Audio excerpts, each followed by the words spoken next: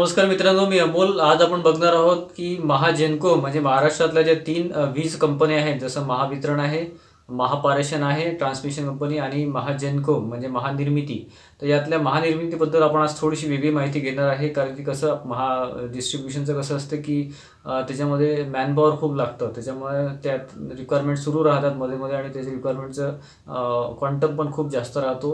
Comparatively ट्रान्सकोचं थोडं कमी राहतो आणि जनरेशनचं फार कमी राहतो. पण जनरेशनमध्ये एक फायदा असा आहे मित्रांनो इंजिनियर्स लोकांचा, की त्याच्यामध्ये कसं आहे की अदर जे ब्रँच असतात जसं इलेक्ट्रिकल, इलेक्ट्रॉनिक्स, मेकॅनिकल, सिव्हिल, नंतर कॉम्प्युटर पण घेतात आणि त्याच्यानंतर पॉवर सिस्टीम पण घेतात. पॉवर इंजिनिअरिंग पण तिथे एक ब्रांच आहे, ते पण तिथे अलाउ करतात. इलेक्ट्रॉनिक्स पण अलाउ करतात.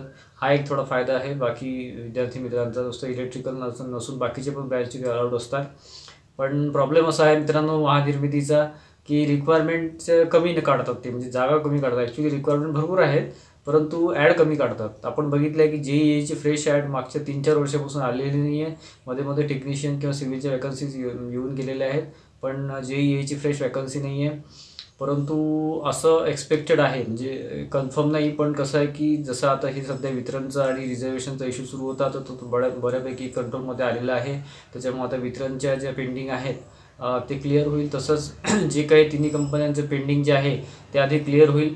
त्यानंतर स्टेप बाय स्टेप जागा भरल्या जातील. मी असं म्हणणार नाही, कारण एकदम जागा कुठेच निघणार नाही, एकदम बल्कमध्ये जागा कुठेच निघणार नाही आहे. वितरणच्या पण थोडाफार निघतील तर निघतील, नाही तर मग पेंडिंगच क्लिअर होईल, नाही तर बाकी पुढच्या वर्षामध्ये जाईल. तसंच याचं आहे, महानिर्मितीचं आहे, महाजेनकोचं आहे. कारण कसं आहे की महाजेनकोमध्ये रिक्वायरमेंट भरपूर आहे परंतु ॲड त्यांनी काढलेल्या नाही आहे. ॲड वगैरे जर निघाली तर असिस्टंट इंजिनियरच्या जास्तीत जास्त पोस्ट निघायची शक्यता आहे इलेक्ट्रिकल वगैरे आणि बाकीच्या ब्रँचेससाठी. आणि JEEच्या पोस्ट कमीच निघतील कंपॅरेटिव्हली, कारण JEEच्या पोस्ट इथे कमी लागतात. त्यामुळे असिस्टंट इंजिनियरच्या चांगल्या पोस्ट येण्याचे चान्सेस खूप जास्त आहेत. त्याबद्दलच मी आज तुम्हाला सगळं सांगणार आहे, म्हणजे काय त्याचं स्केल का राहतं, म्हणजे एक ढोबळ मानणे एक शॉर्ट माहिती. तर मित्रांनो, आज आपण महाजेनको महानिर्मितीबद्दल थोडी माहिती घेणार आहे. तर याच्यामध्ये बघा 3 पोस्ट जे टेक्निकल पोस्ट आहे त्याबद्दल आपण थोडी माहिती घेतो आहे इथे बेसिकमध्ये. तर पहिली पोस्ट आपण घेतो आहे असिस्टंट इंजिनियर, जी क्लास 2 लोअर आहे. त्यानंतर सेकंड आहे ज्युनियर इंजिनियर, जी क्लास 3 अप्परची पोस्ट आहे. त्यानंतर टेक्निशियन, जी क्लास 3ची पोस्ट आहे. ठीक आहे. त्याच्यासाठी एज लिमिट जे आहे ते 18 ते 38 आहे ओपनसाठी, बाकी रिझर्वेशनसाठी व्हॅरी करतं ते. त्यानंतर JEE आणि EEचं जे एक्झाम पॅटर्न आहे टेक्निकलचं इंजिनिअरिंगचं, तर ते आहे. त्याच्यामध्ये आपण बघू प्रोफेशनल म्हणजे इंजिनिअरिंगची जी ब्रँच आहे इलेक्ट्रिकल, इलेक्ट्रॉनिक्स, मेकॅनिकल वगैरे, तर त्यासाठी 60 questions 120 mark, aptitude 20 questions 20 marks, reasoning 20 question 20 marks, English 20 question 20 marks. ठीक आहे. त्याच्यामध्ये इंजिनिअरिंगबद्दल मी तुम्हाला सांगितलं सिलेबस काय आहे ते प्रत्येक ब्रँचचं. पण ॲप्टिट्यूड, रिजनिंग आणि इंग्लिश लँग्वेज आहे ते जनरलमध्ये येतं. तर ॲप्टिट्यूड रिजनिंगसाठी तुम्हाला RS अग्रवालचे एक बेस्ट पुस्तक तुम्ही जर यूज करत असाल तर ठीक आहे, नाही तर तुम्ही यूज करणं सुरू करा, की ते फारच चांगलं आहे. त्याच्यामध्ये IBPS जी एक्झाम कंडक्ट करतं त्याच्या लेवलचं ते सगळं तुम्हाला ॲप्टिट्यूड आणि रिजनिंग त्यामध्ये मिळून जाईल. ठीक आहे. आणि नंतर बघू आपण असिस्टंट इंजिनियर. असिस्टंट इंजिनियरची थोडी माहिती घेऊ. याच्यामध्ये कसं आहे की जेव्हा ॲड निघते त्यानंतर जी टेस्ट होते, त्यानंतर तुम्ही जर सिलेक्ट झाले तर पहिल्या वर्षी तुम्हाला प्रोबेशनरी पिरियड, ट्रेनिंग पिरियड म्हणून एक साधारण 1 वर्षाचा तो पिरियड असतो. त्याला तुम्हाला स्टायपेंड मिळते 22,000 पर मंथ. ठीक आहे.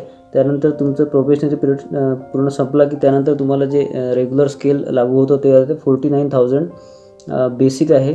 तर बेसिकमध्ये DA वगैरे आणि बाकीचं ॲड करून जे आहे अलाउन्सेस ॲड करून जे नियर अबाउट 60,000 प्लस होतात ते. आणि याच्यासाठी तुम्हाला एज्युकेशन लागतं बॅचलर ऑफ इंजिनिअरिंग, जे असिस्टंट इंजिनिअरची पोस्ट आहे त्याला बॅचलर ऑफ इंजिनिअरिंग लागतं किंवा BTech लागतं.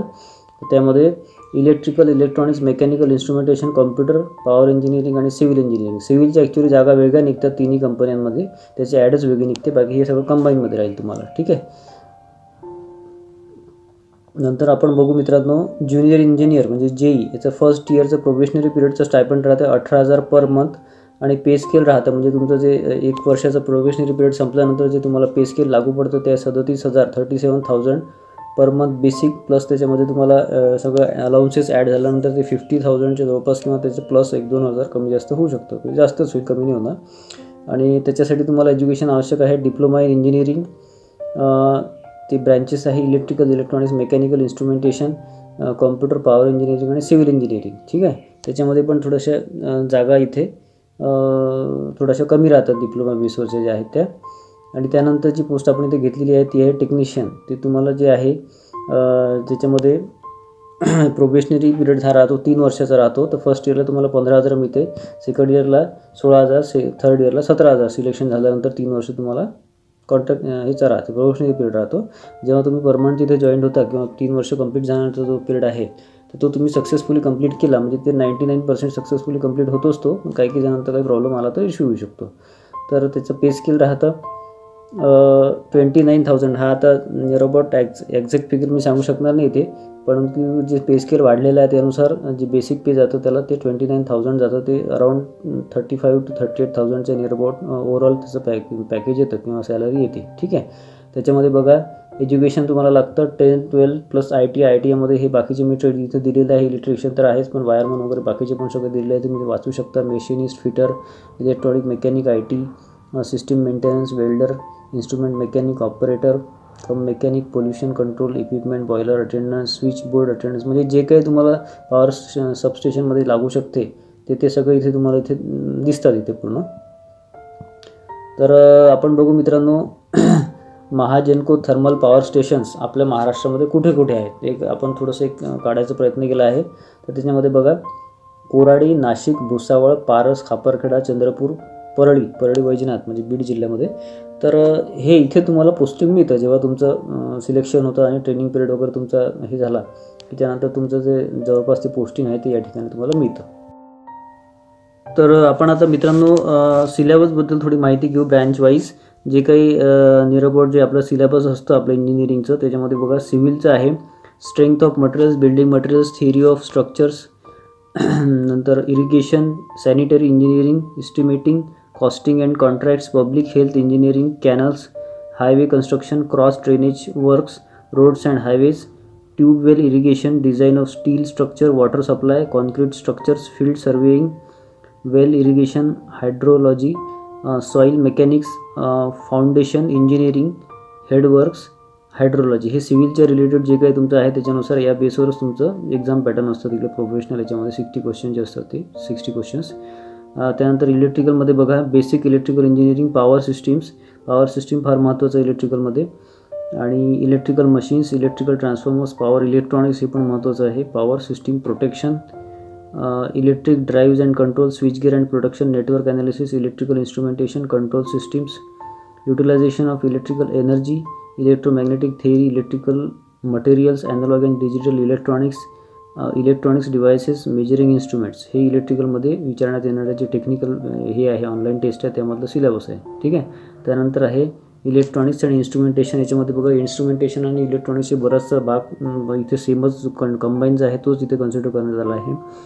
Electrical and electronic measurements, analog electronics, digital electronics, basics of circuits and measurement system, signals system and communications, control system and process control, transducers, analytical, optical instrumentation. ठीक आहे. जे महत्त्वाचं आहे तो इथे भाग घेण्यात आला आहे सगळा. मेकॅनिकलमध्ये बघा thermodynamics, theory of machines and machine design, boilers. आता हे खूप महत्त्वाचं आहे मित्रांनो. Hydraulic turbines, centrifugal pumps, air compressors and their cycles, refrigeration system and turbo machinery, engineering mechanics, strength of materials, engineering materials, properties and classification of fluid statics, measurement of fluid pressure, fluid mechanics. तर आपण बघितलं मित्रांनो की basic माहिती म्हणजे महाजेनकोची basic माहिती द्यायचा मी इथे प्रयत्न केलेला आहे. आशा करतो की तुम्हाला इथे कुठेतरी मदत होईल जे नवीन पासवर्ड विद्यार्थी आहेत त्यांना. आणि या रिलेटेड काही आणखी क्वेश्चन असतील तर तुम्ही मला खाली कमेंट करून कळवू शकता. मी तुम्हाला आणखी त्यावर व्हिडिओ करायचा प्रयत्न करेल. ठीक आहे. आजचा व्हिडिओ तुम्हाला आवडला असेल तर प्लीज लाईक आणि सबस्क्राईब करा. धन्यवाद.